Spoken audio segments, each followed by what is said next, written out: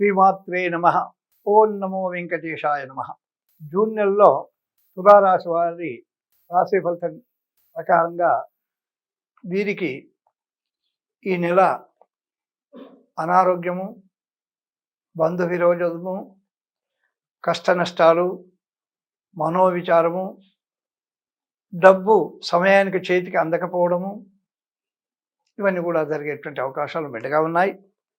ఆప్తులలో ఒకరిని పోగొట్టుకోవాల్సి వస్తుంది.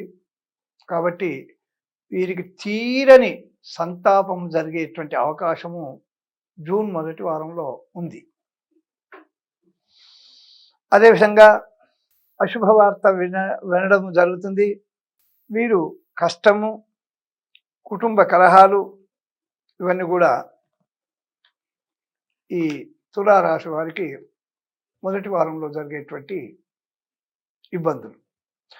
రెండవ వారంలో చోరబాధ, అగ్నిభయము, అధైర్యము, మరి రుణబాధ, మరి వీరు తమ హద్దును మీరి నడిచేటువంటి అవకాశం, అంటే తన కర్తవ్యాన్ని విస్మరించి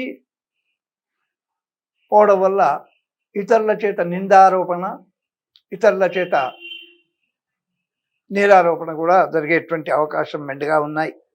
తద్వారా ఈ తులారాశి వారికి జూన్ రెండవ వారంలో కోపం అధికంగా ఉండేటువంటి అవకాశం ఉంది. మరి మూడవ వారంలో ఈ తులారాశి వారికి కార్య అనానుకూలత, మనోవిచారము, జ్ఞాతులు అంటే పాలివాళ్లతో వైరం వచ్చేటువంటి అవకాశం ఉంది, అకారణ వైరం. మరి కాబట్టి వీళ్ళు మూడో వారంలో కూడా జాగ్రత్తగా ఉండాల్సినటువంటి సమయము. అదేవిధంగా వీరికి మూడో వారంలో స్త్రీ మూలకమైనటువంటి చిక్కులు కూడా ఏర్పడేటువంటి అవకాశం ఉంది. కాబట్టి చాలా జాగ్రత్తగా ఉండాల్సినటువంటి అవకాశం. నాలుగో వారంలో వీరికి సూక్ష్మ బుద్ధి కలుగుతుంది.